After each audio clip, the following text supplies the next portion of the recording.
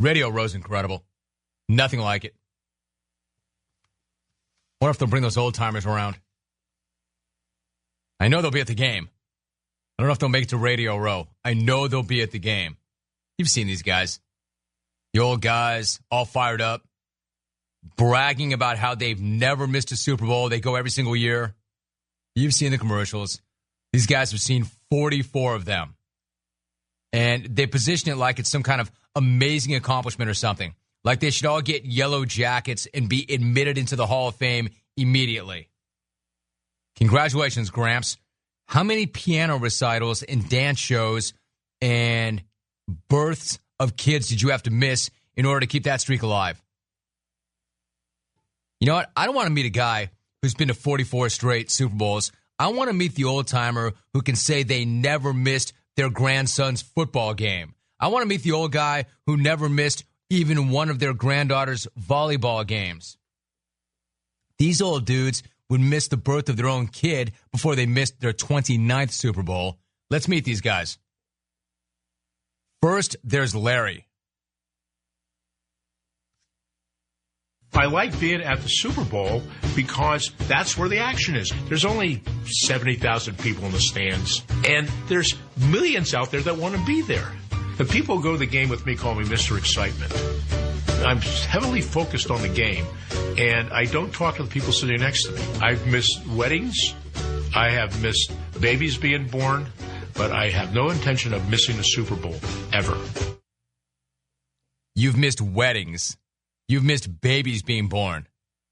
I mean, like, whose babies? Like your daughter's baby? I mean, it's one thing to miss a baby being born if it's down the street and you don't know the people. But, I mean, you've missed babies being born, like family members? Weddings? Mr. Excitement. This guy's got to be like, hey, some game, huh, Larry? Shut up. Don't bother me. I'm concentrating. Hey, Larry, if you want to concentrate so hard and not be bothered, sit in your own basement. About that bit about I've missed weddings, I've missed babies being born. That's not something you brag about, Pops. Guy's probably so pumped. I mean, yeah, I'm sure most of us would want to miss a wedding to go to the Super Bowl, but we don't because it's a wedding. It's your matrimony. It's forever. I think they probably turned that thing on its head. Hey, what day do you want to get married? I don't know. What day is the Super Bowl? I don't know. Why do you ask? Because if we do it that day, Grandpa Larry won't come. You're right. Let's do that. Honey, you know, I'm so happy for you. Your mother and I are so pleased. But if you do this thing on Super Bowl Sunday, you can walk yourself down the aisle. I'm not missing that game for that. And I'll pay for it. I'll scratch the check. Just don't look for me to walk you down the aisle and give you away. Not on Super Bowl Sunday, honey. While you're getting married, I will be at Titans-Rams. I've got a streak to keep alive. And really, what are the chances of your wedding surviving anyway? Your marriage. A Super Bowl win for a team that I've got no connection to is forever. Me keeping my Super Bowl streak alive is forever. You getting married? I'd say the over-under on that's 2.5 years. I'll get you the next one. Then there's Dawn. Dawn doesn't just throw down for tickets, travel, and a hotel every single year. He merches up.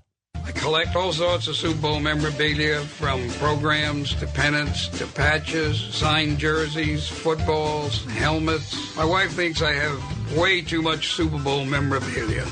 She's right. Dawn's wife has got to be very pleased that he's gone and loaded up their household with merch. If this guy loads up on that kind of merch every single year and he's gone for 44 years, could you imagine how many programs and signed footballs and jerseys are stacked all over their house? They must be like hoarders. They're going to be on an episode of Hoarders. This guy's got Super Bowl merch everywhere. You can't walk anywhere. You can't get to the bathroom. You can't get to the refrigerator because this guy's got helmets and posters and pictures and footballs everywhere. You got to clear a path to get to the car, to get to the door. And the only reason he's going to the door is because there's a Super Bowl coming up and he's got to walk through that door to get to it. He's got to get to the airport. Hey, honey, I know how strongly you feel about all the space in this house, but can you maybe move this picture off that spot in the wall so I can hang a picture of our great grandkids?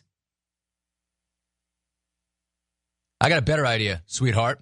What do you say we make room on the wall for my framed Super Bowl 37 program? We really don't need to see those grandkids on the wall, do we? I see them every week. Wouldn't it be great if the old guy took off and then she took all of his crap and threw it away while he was gone? Hey, spring cleaning. Just thought I'd tidy up around here. Then there's Bob. Unlike Larry, Bob does not sit there in silence for the entire game every single year. He speaks. In fact, he screams. What does he scream? You know it. 4-letter bombs. Just ask him. He's not there to watch the players, not so much as he is there to cuss them out. Watching that television is not like being there. When you're part of the crowd, you're part of the game. At the game, you can cuss out players at home. If I cuss out players, my wife comes downstairs and says, stop shouting. Yeah, I'm sure Tom Brady's really concerned about some 85-year-old guy cussing him out. Oh, man, I think I'm really in Tommy's head now. Tommy's rattled. Hey, Tom, what happened? I mean, you were 12 of 14. You were moving the ball nicely. You were in a rhythm, and all of a sudden it just came apart. 3 picks and a forced fumble. What happened? Yeah, I don't know, man. There was this 85-year-old guy in the stands just screaming me down, cussing me out. I couldn't shake it. Thought I had heard that voice before, too. Easy, Bob. You know there are kids around, right? Guessing their parents did not bring them to the Super Bowl so they could hear some 100-year-old kook cuss out the players for 4 quarters. For a guy who's been to so many games, you really don't seem to know much about how to act at one, Bob. That's not your first rodeo, Bob. You guys have made it pretty clear you've gone to 44 in a row. And finally, there's Tom. Tom might be the most disappointing case of all. Why?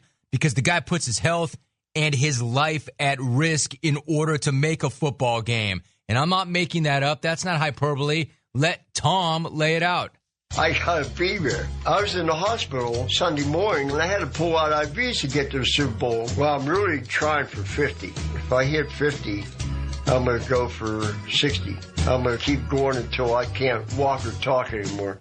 I should get some therapy. I know. Well, I should get some therapy. You were getting therapy in the form of an IV. Imagine the nurses are probably like, just leave him alone, man. Let him go. If the guy wants to kill himself, he's going to go out doing what he loves. The guy busted out of a hospital because he didn't want him to have his streak end. He's trying to get to 50. I'm sure the daughter and son love that. Where's Grandpa? They're going to the hospital to visit him before the game. And like, where is he? Where'd he go? Oh, he's gone, man. He ripped the IVs out of his arm. He is gone. These old guys want this streak more than Brett Favre ever wanted his consecutive game streak. You heard him. I'm trying to get to 50. If I get to 50, I'll get to 60. Hey, why not just round up to an even 100, Bob? Grandpa, please. We love you. Please listen to the doctors. Yeah, I got 2 words for the doctor. 2 hits. Me hitting him and him going down. I'm going to the game. Get out of my way. Let me tell you something, Doc.